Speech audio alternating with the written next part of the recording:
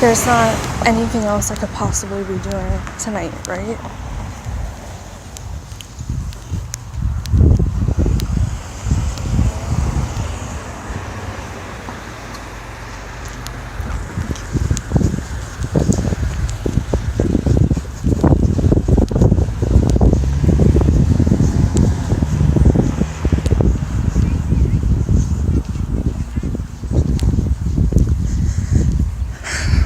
So I walked out of the house kind of with, was kind of like in a bad mood, but instantly I look at my phone and one of my friends asked if I had anything that I was doing at 10 p.m. tonight, and it was literally the conversation I was just having with someone that I got mad about anyway. And I was like, no, I have nothing I'm doing at 10 p.m. Okay, this is amazing, because I haven't done a karaoke night, like, in forever, but August always seems to attract me to people asking me to go do karaoke. It's like a thing, and it's at Sneaky D's, which is downtown, and I haven't been downtown, even to Sneaky D's or that area, in like forever, so I think that would be a good idea to go. But part of me, I've never been to Sneaky D's before. Well, I've passed by it, but I actually haven't ever been inside, you know. And also I'm weird about having short notice for things, like, but like, it just came at the best time, you know. It's so weird. I literally left the house because people were annoying me, and I'm walking just to go anywhere, to get out, to do something. I look at my phone and someone invites me to karaoke. It's just like a dream. I'm really not sure what just happened. So, which way should we go?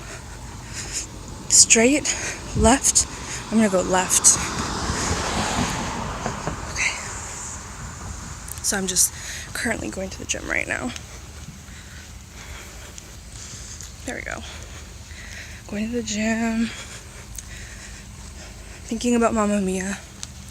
Thinking about, had this idea to invite my mom's friends for a get-together, to celebrate life, to celebrate her life, them, you know, mothers in general, and like family being like the bond created, not the false family that we know. But I mean, I don't know if it would be weird to invite them. I haven't talked to them in maybe close to 10 years, probably 8 years, when one of the moms invited us to, like, me and my sister and all the other daughters, to this Christmas high tea at the Royal York, and I remember going and everything, and how fun it was, but I felt so awkward. Let me just wait a minute, I'll just get back in a minute.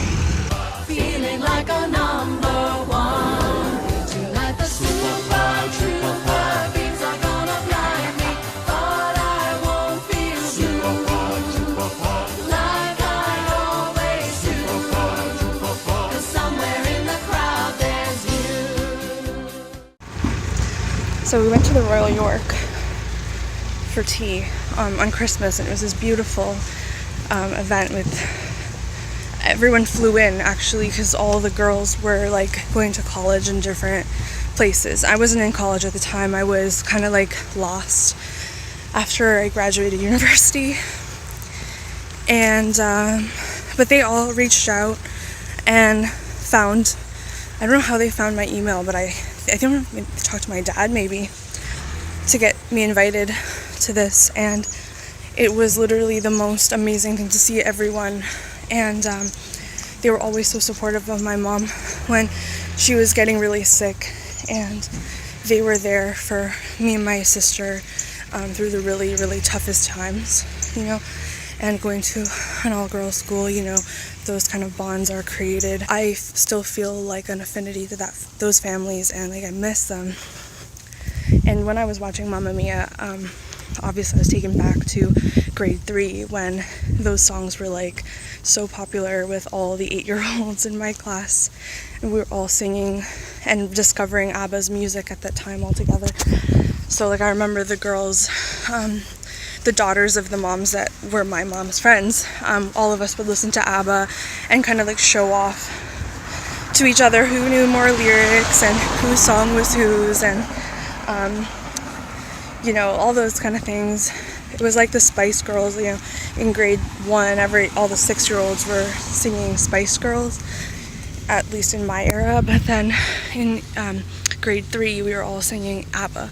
So I would assume that the mothers also really listened to the music and got kind of nostalgic with that when they heard ABBA, or when they, you know, when their daughters started listening to it. I don't know why I'm walking so fast, like I'm out of breath. Okay. So I thought it would be really fun to invite everybody to go see Mamma Mia together. All the mothers and all the daughters that were in our friend group. But I'm scared because I don't want to do it wrong, and I don't want to sound like a creeper, and I haven't talked to them in forever. I miss it, and the bonds created by the girls. But yeah, so that's that, and I definitely think that it would just be amazing to go with all the people that liked ABBA together. I think I just love that. But you know what, I'm also scared because I think like a lot of the girls are more mature than I am at this age. We're all the same age, but generally I'm probably the least mature. So that's gonna be weird, you know. I can't believe I'm even like thinking of planning this. I think it's wonderful though. Like, it's not bad. I'm just kind of nervous because they're gonna be like, wow, you like didn't grow up at all. Which is okay, but because I feel like I get super excited about things that other girls my age don't really get excited about. So but that's just me, and I love it. Other people don't, but I love it. So I'm walking so fast still. I'm gonna change my hand. Okay, so another thing I wanted to talk about is appearance. You know how people focus a lot on their appearance and less about who they are inside, and then they obsess over their appearance and they think like that's all that matters, and their appearance is the only thing that's gonna like make them somebody. Like guys like focus on how big they are, like muscular, and like how much they weigh, and girls think about how little they weigh, and like the makeup and the hair. And I'm not saying that's a bad thing, because it's good to like who you are and what you look like, but I just kind of saw this glimmer today of being obsessed with who you are on the outside more than who you are on the inside, and not accepting yourself for who you are on the inside, and that making you not attractive on the outside. And I think a person knows that when they start to super work on who they are. Like they'll crazy work on who they are. Like they'll be like, okay, I need to fix this and that about me. And when they start fixing all those things about themselves, they realize that nothing really changed, and they still are very unhappy with who they are. And the crazy thing about that is that, I'm just gonna walk this way actually. The crazy thing about that is that it's true, you can't work on your external self and think that you're gonna work on your internal self at all. It just doesn't work that way. One second.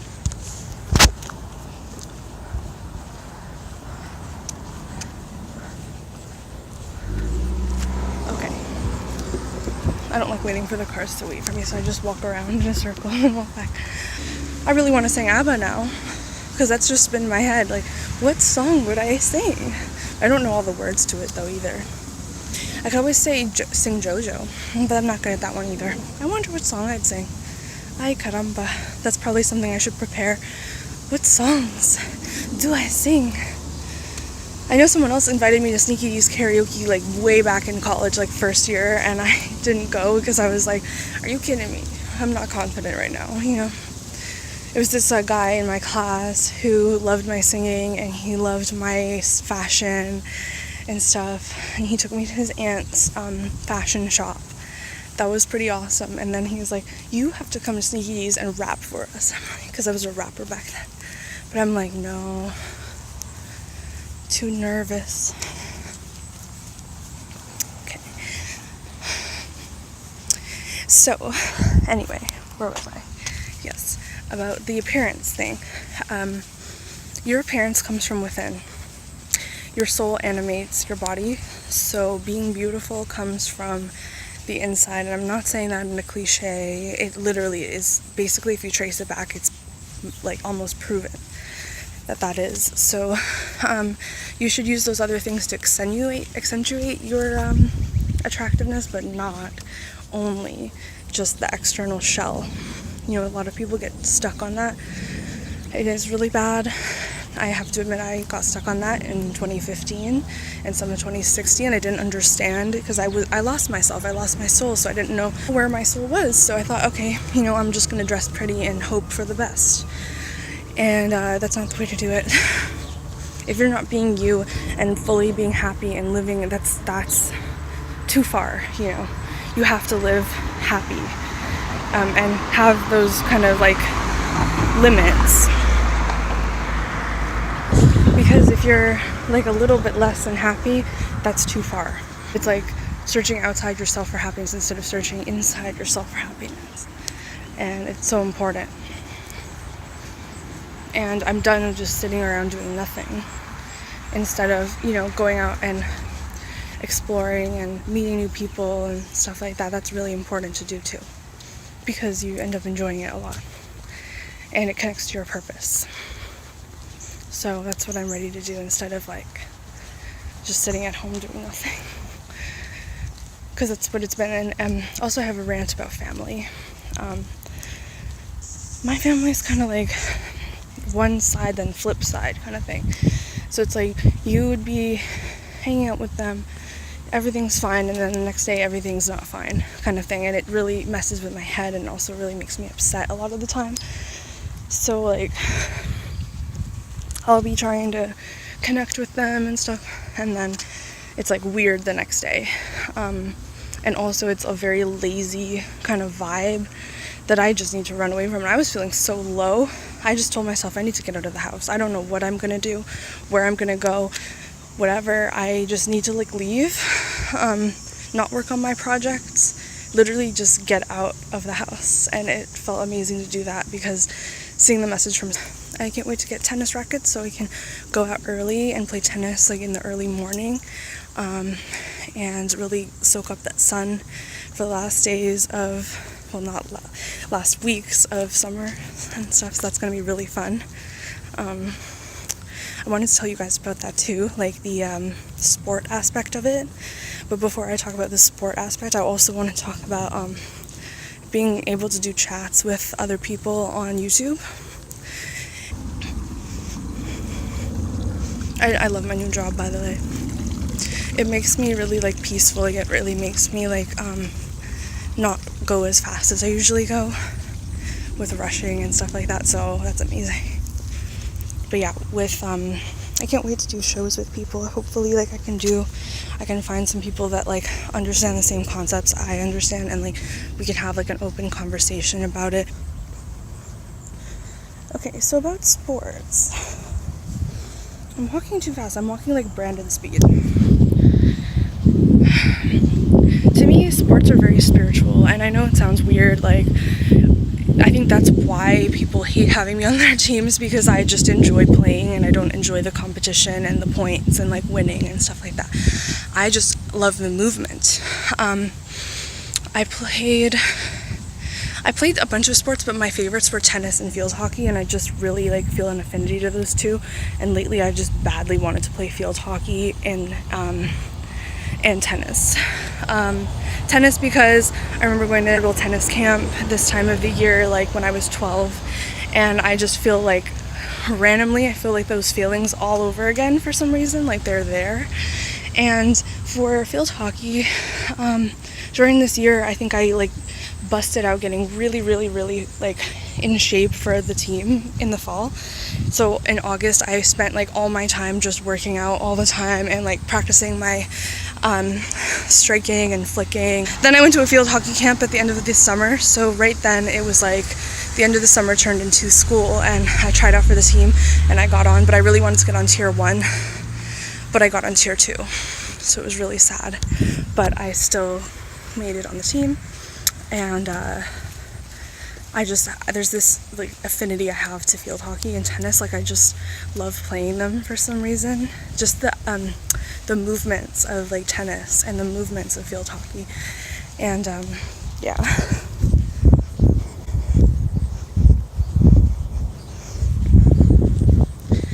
Being able to like just be in the sun and be like sweating and like drinking water and like hitting the ball and looking all cute with your like tennis outfit. I just love that.